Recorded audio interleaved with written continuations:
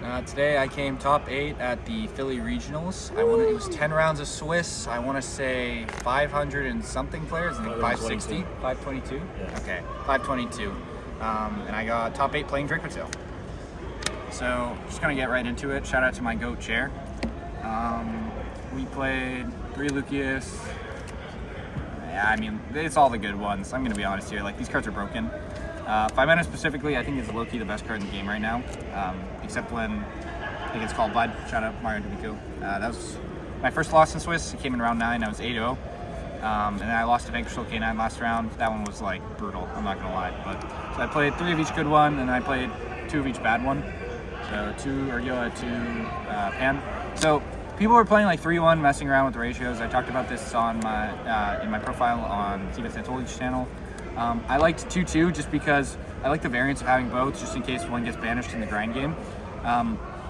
You can recycle them with the traps. It's just I don't particularly like it. Not like doing that.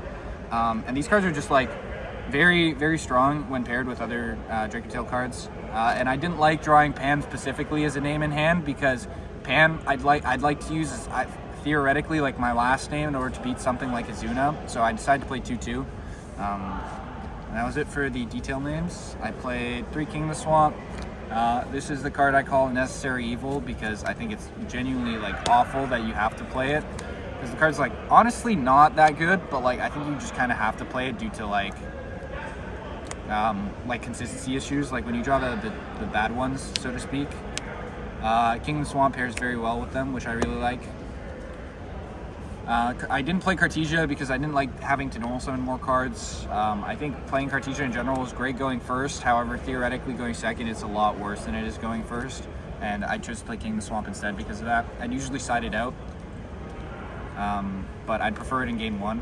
And then hand traps, I played 3 Ash, 3 Ogre, 3 Nib, 3 Effect Veiler, 3 Fua, and 3 Veiler. These are not actually my Veilers. I got like a warning because my Veilers were all messed up because they're the ORCS ones and they're folding like a rainbow. So yeah, I ended up having to switch them out. Shout out to Anthony Zhu for coming in clutch and handing them to me as they told me I had 3 minutes to go find another set. I played Veiler instead in the main instead of Rulia because I wanted more cards to be able to draw off of the traps that were actually live and not like the stupid squid. I thought it was really good. I liked Veiler the whole day. It was a nice little like non-engine piece that just because a lot of the time they're just able to break your board barely if they do end up breaking your board, and then you just fail the last push and they generally end up losing, which I really liked. And then spells, 3 Rahu, 3 Ketsu, 1 Poly, and 2 traps. Pretty standard stuff. You have to play the Poly because of King of the Swamp. I will say I did side like one of the spells out, usually going second.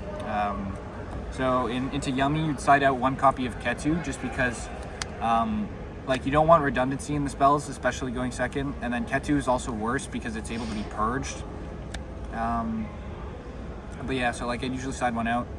And then for the extra, I played 3 Arthalion, 2 Gulamal, Secretarion, Mysterion. This stuff's super standard. You need this for like the Sue line.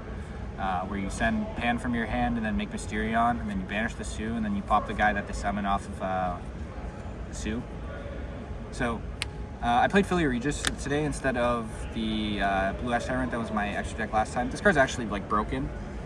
Trades very well when into like Azuna when you activate a monster effect and they dump Lupus, so you can just like banish the Lupus out of the graveyard and it trades completely with Azuna, which I really liked. It came up a couple times where I OTK'd, or actually I killed through Crystron twice because of this card because I banished Lupus both times with it. And I thought that was like really insane. I really liked it in testing. And it comes up sometimes where you'll just like banish a guy off a board versus like Mitsu Raziel and just get rid of like Kusanagi and they can't grind anymore, which is like ideally what you want in this deck. Dragoon, you have to play it. It's like it's untargetable, it's undestroyable, so like it has like pretty decent match spreads into Yummy specifically. It also has a very good spread into the Mirror. And you can make it with King of the Swamp. And then Guardian Chimera, this came up once. It was alright. Like it did its job when it did. I cracked the full board because of it. And for the other stuff, I played Typhon. This card's also insane. Like I made this like 3 or 4 times, I think, today. It won me every game I played because I just backed it with hand traps. And then the Lynx, Seal Spirit, again, stuff you have to play. I was going to play Axis Code and Celine, but I think those cards are kind of mid after testing more. And then SP and Cross Sheep, just utility cards that you got to play. For the side deck, I played 3 Perulia. I thought this card was really, really good, except I just didn't want to main it because it's kind of whatever into a lot of the matchups, like Yummy and DRACOTAIL. So I figured if I just played it in the side, I'd have a more balanced main deck instead of trying to play towards like VSK9 and Yummy a lot more. I played a lot of Rogue, which this card was pretty good into. Like I played White Forest, that just like cooked them. Low-key, it wasn't because of the card, it was because of the next card in my deck. I played 3 Joel. For the Mitsuru Rise matchup, you also side this into VSK9. Stopping them from being able to search on your turn and then you just 5 mana after is like very, very strong into that matchup. I felt like it was really good. I played 3 Phantasme.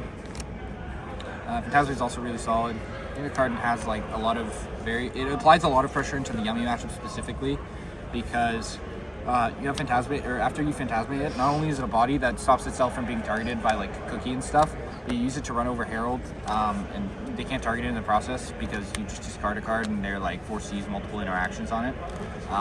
Card was insane, to be honest. I think Phantasme was like the MVP versus that deck. I just thought, it was very solid. It's obviously like ashable and stuff, and it's like if it draws Charmies, it's pretty bad, but you just put the Charmy back and it's fine, it's whatever. Just very good all around. And then 3 Bell.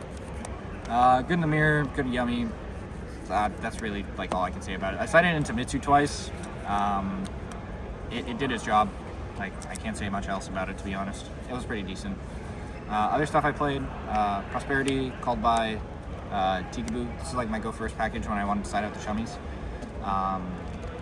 Usually I don't go first into all matchups. Like VSK9, you want to go second because you really have no chance of like winning if they like Izuna you or they sue you or they like, it's just a lot of like really bad like lose cons into that matchup, or they just like gas through your board and you die. No Lancia? No Lancia. I think Lancia's pretty like, I think... You dodged Malice all day?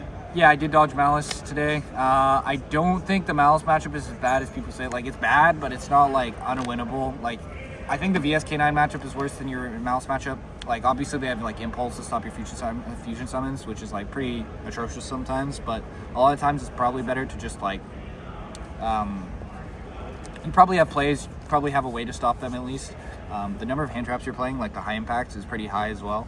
So you can probably like stop them that way. Bell's sometimes really good. Like Bell Underground is pretty solid. But yeah, that was the profile. Shout outs to I guess my locals, Untouchables. Shout out to Matthew McRae, who I beat, and then he went on to win the regional. What? He beat me, but I won. Yeah, I guess he's the GOAT. Shout out to Hanko for coming up with me. Yep, I'm the ride along. And then shout out to that one Brazilian guy again. I actually don't remember his name now that I'm doing the profile. It's brutal. You are, what do you say? You're a clown. Anyways, thanks guys. Appreciate Logan for putting me on the channel.